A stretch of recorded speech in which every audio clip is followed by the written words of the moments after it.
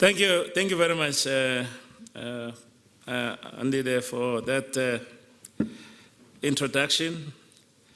And it started to remind me that I'm really getting old. If you started Parliament in 1994, I think it's time to retire. But thank you very much for inviting us to this important engagement. My department, as usual, they prepare a lot of extensive notes. But as a rural person, I can hardly read.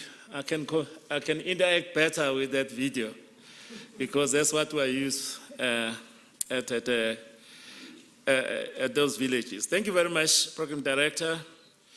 The members of the committee who are already here, if they're here, most of them, they were stuck down there.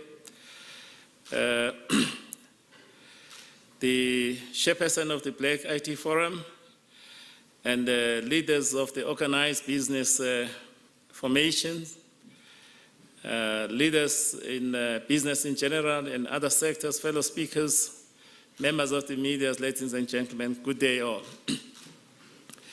I'll try to be very brief because I understand that I was wishing that I should have been part of this discussion from much earlier on.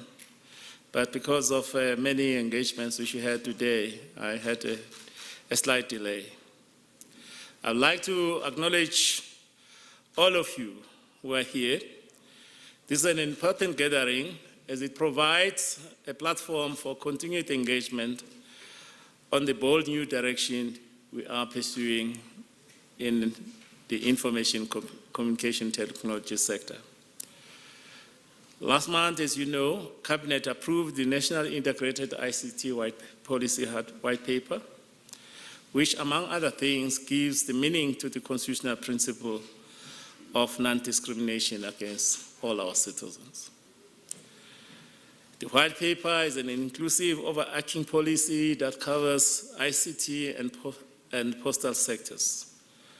And of course, it covers some of the aspects of the broadcasting policy, which is being finalized by the other Department of Communication. It is a web of interconnected policies that seeks to radically modernize society and prepare South Africa for active participation in the inclusive digital economy that is envisaged in our NDP. I think I should stress this because as we have been listening, we had a lot of comments. General comment is that it's generally good, but not that section, not that paragraph.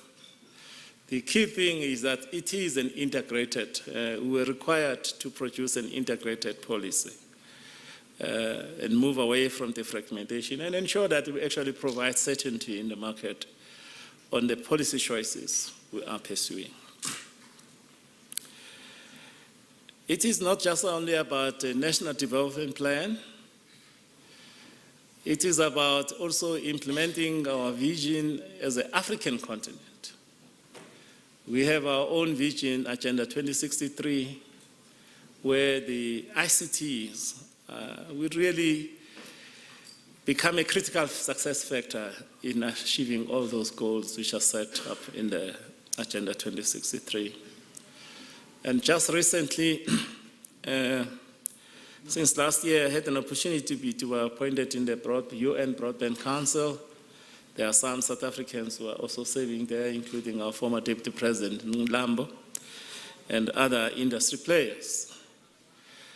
But it has become quite clear that while we adopted the UN Sustainable Development Goals, the 17 of them, in 2015,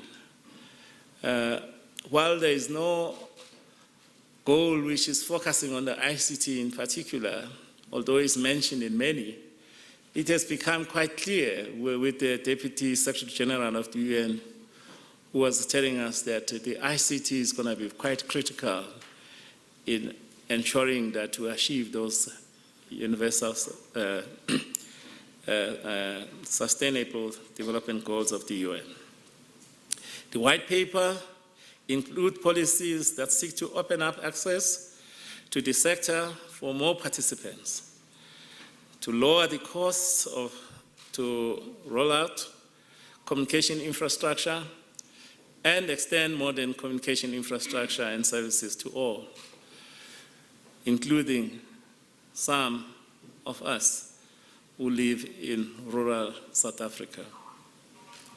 Meaning, I'm from Ngabeni. I'm just a pure migrant worker here in Pretoria. But my real roots, you find those things called donkeys at Ngabeni. That's where I come from. There are policies that are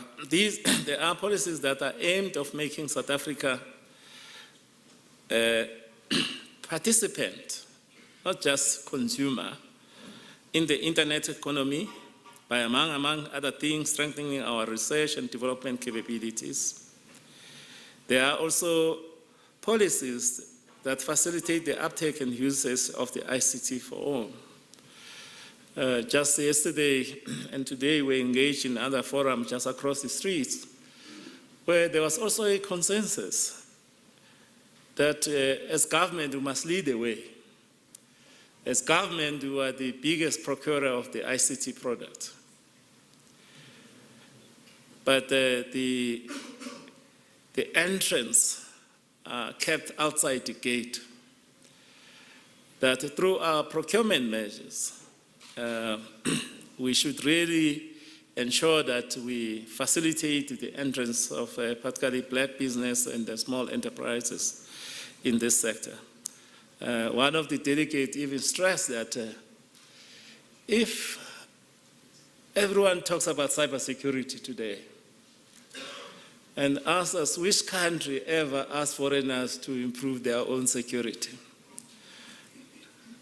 and said that we must work with those foreign partners who are good partners, but to have our own cyber soldiers mobilized to come and defend our cyberspace and ensure that the technologies we're developing and applications which are running over these networks are based here for many reasons. There are also policies that aim to the development of this white paper follows the traditions of the governing party, the ANC, of thorough consultation and negotiations that led to a consensus. The process started in 2012, and I would like to thank all of you who contributed to the development of this policy when we visited all 9 provinces. As we close this month, we honor the underlying contribution of the late Comrade Oliver and Adelaide Tambo. We must remember that the work of improving the lives of less fortunate is the mark of true leadership, close quote. We welcome the debate that has been taking place since the gazetting of the white paper and look forward to more robust discussions as we seek to enact acts that will give effect to the white paper. What we're trying to say is that the policy choices have been made.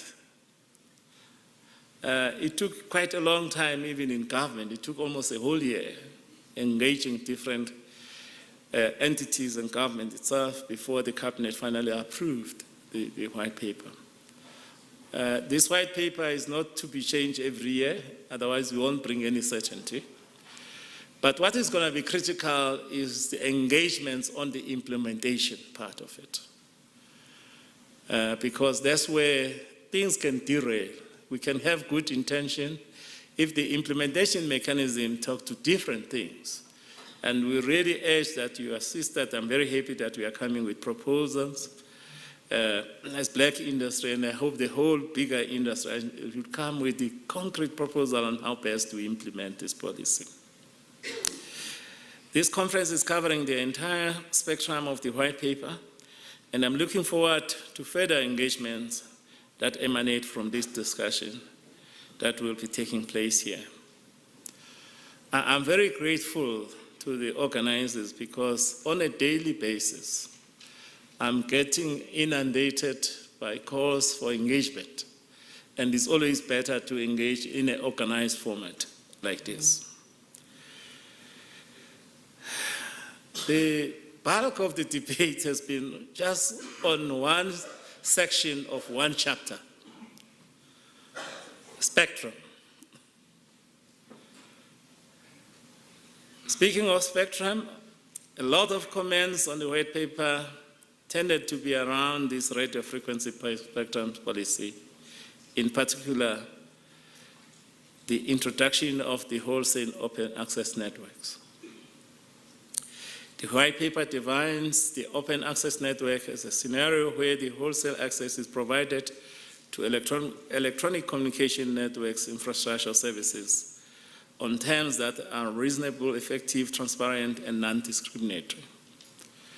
The concept of open access network is not new when you consider that the Organization of Economic Cooperation and Development conducted a study in 2013 that is a lifelong time ago in technology terms.